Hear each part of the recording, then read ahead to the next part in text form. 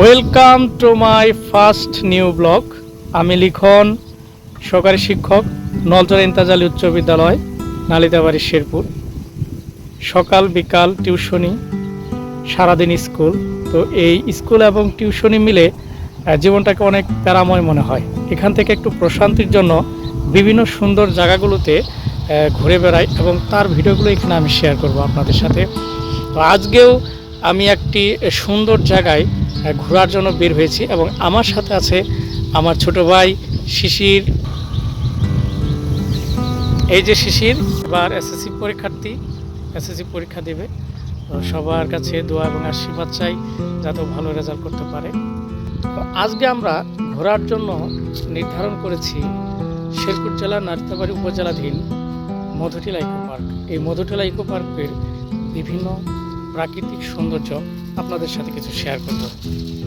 আমরা বাইকে করে যাত্রাটি শুরু করেছিলাম তেনানি বাজার থেকে।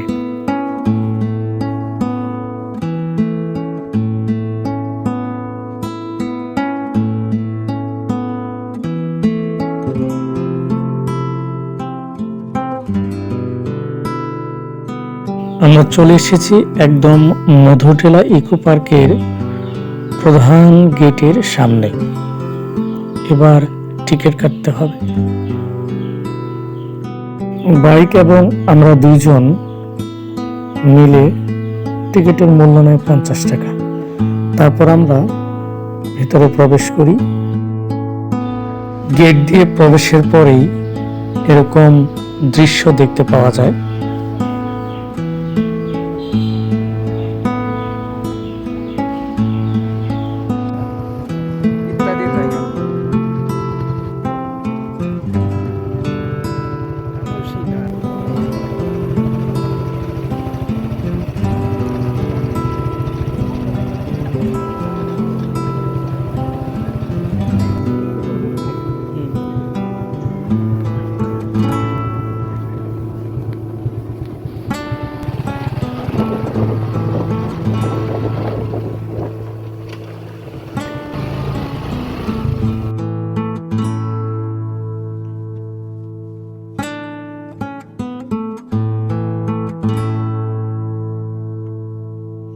শিশির ছবি তোলার জন্য দাঁড়িয়ে আছে।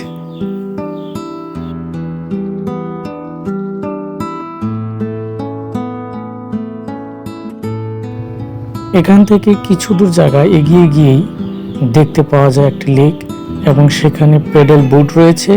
এই প্যাডেল বোট দ্বারা আপনি প্রাকৃতিক সৌন্দর্য উপভোগ করতে পারবেন।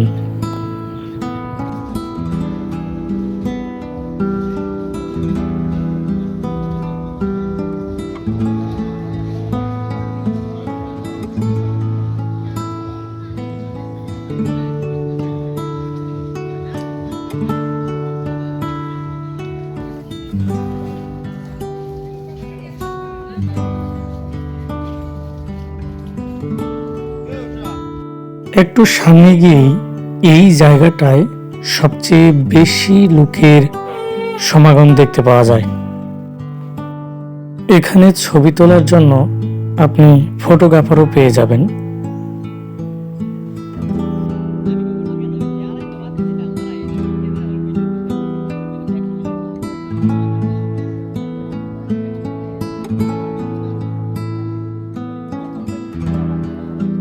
এখান থেকে পাহাড়ের উপরেই রয়েছে মহুয়া রেস্ট হাউস। রেস্ট হাউস দেখার জন্যই আমরা পাহাড়ের উপরে উঠতেছি। এর উপরেই রয়েছে মহুয়া রেস্ট হাউস।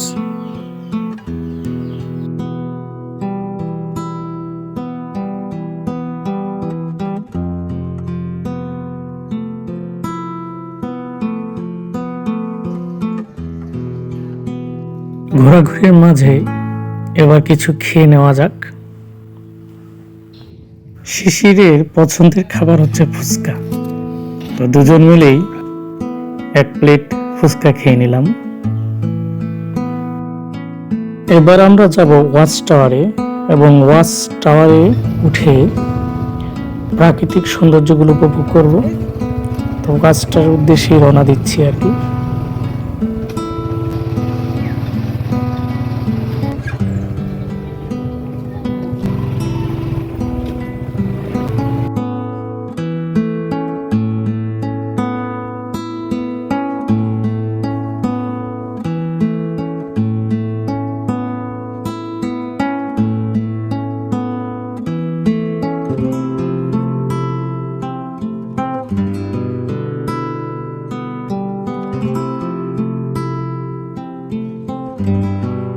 ওয়াচ টাওয়ারে ওঠার জন্য জন প্রতি 20 টাকা, 20 টাকা দিয়ে টিকিট কাটার পর আমরা ওয়াচ টাওয়ারে উঠলাম। ওয়াচ টাওয়ার হতে প্রাকৃতিক দৃশ্যগুলো দেখতে ঠিক এরকমটাই লাগছিল।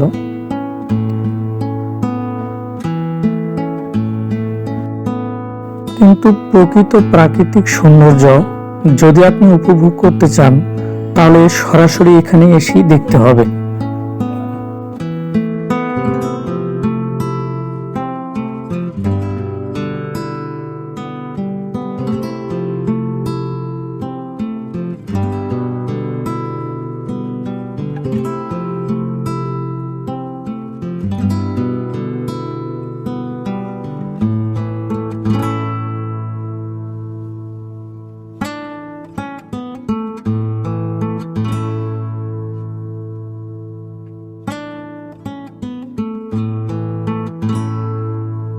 এবার আমরা যাব দোকানগুলো দেখতে এবং দোকান থেকে কিছু কেনাকাটা করব।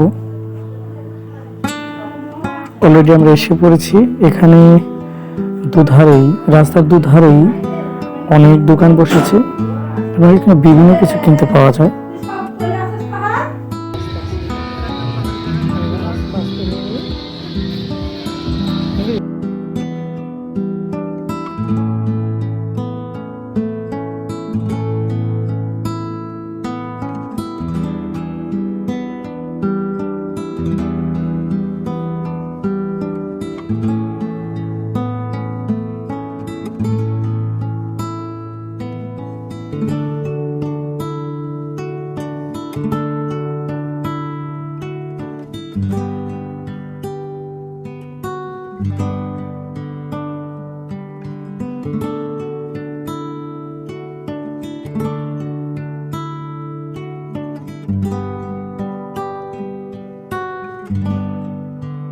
দোলনা দেখে আর লোভ সামলাতে পারলাম না, তাই দোলনায় চড়ে বসলাম কিছুক্ষণের জন্য।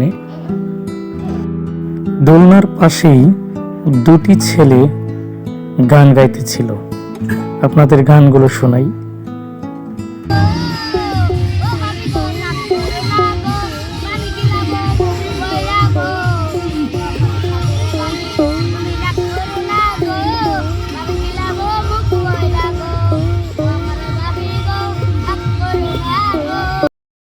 গানটা অনেকে ফানি ছিল। যাই হোক, এবার আমাদের ফেরার পালা।